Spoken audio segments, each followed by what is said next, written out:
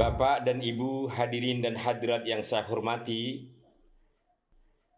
belakangan ini sedang viral video Menteri Agama saat menjelaskan tentang pedoman penggunaan pengeras suara di masjid dan musola.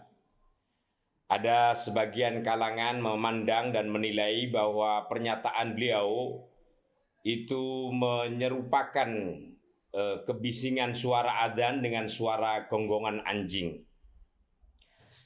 Hemat saya, pandangan sebagian kelompok masyarakat ini agak berlebihan dan bahkan keluar dari substansi dan pesan utama yang hendak disampaikan oleh Menteri Agama.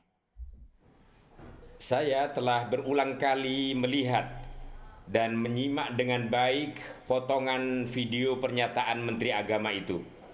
Dan saya pun juga telah membaca dengan tuntas surat edaran Menteri Agama nomor 5 tahun 2022 tentang pedoman penggunaan pengeras suara di masjid dan musola. Ada beberapa hal penting dan mendasar yang perlu saya ikut jelaskan supaya ini dapat menambah pengetahuan, pemahaman, sekaligus juga mengurangi potensi kerasnya pro kontra di tengah-tengah masyarakat tentang persoalan ini. Yang pertama, saya tidak menjumpai dan menemui sama sekali pernyataan atau diksi ucapan Menteri Agama yang dinilai menyamakan suara azan dengan suara gonggongan anjing. Pernyataan Menak tentang pengeras suara yang digunakan untuk media adzan dan cerita tentang suara gonggongan anjing adalah hal yang sesungguhnya terpisah. Karena itu kalaulah ada pengumpamaan yang disampaikan saat beliau menjelaskan itu semata-mata terkait dengan pengumpamaan kebisingan suara. Jadi wajhu syabahnya itu ada pada kebisingan suara antara pengeras suara yang digunakan untuk adzan yang menimbulkan kebisingan dengan suara gonggongan anjing yang juga menimbulkan kebisingan tatkala tidak diatur, tidak dikendalikan dan digunakan sebagaimana mestinya.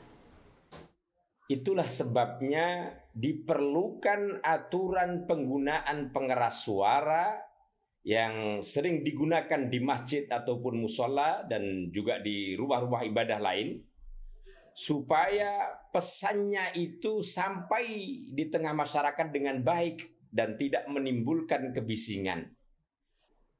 Yang kedua, dalam pernyataan Menteri Agama maupun dalam surat edaran terkait pedoman penggunaan pengeras suara di masjid dan musola, kalau kita cermati, tidak ada satupun aturan atau bahkan satupun kalimat yang melarang pelaksanaan adzan dengan menggunakan pengeras suara.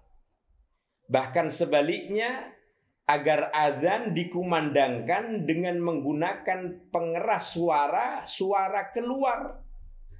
Karena tujuan adzan adalah untuk menyeru, menghimbau, dan mengumandangkan kalimat lafzul jalalah, sekaligus juga untuk mengingatkan masuknya waktu salat fardu bagi umat, supaya mereka kemudian bisa bergegas melaksanakan salat berjamaah di masjid, di musola, atau di tempat yang sekiranya dimungkinkan.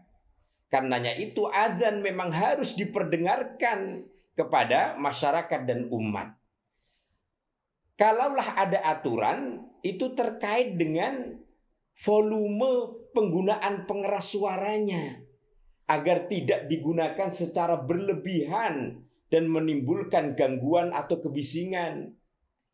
Dan agar pelaksanaan adzan itu dikumandangkan dengan suara dan lafaz yang bagus dan benar, supaya dapat memotivasi, menyemangati umat untuk beribadah melaksanakan sholat dengan baik dan adzan dapat diperdengarkan dengan khidmah, dengan khusyuk dan indah. Dan itu tentu sesuatu yang sangat baik untuk kemudian mendorong dan menyemangati umat di dalam beribadah, terutama dalam melaksanakan sholat fardu.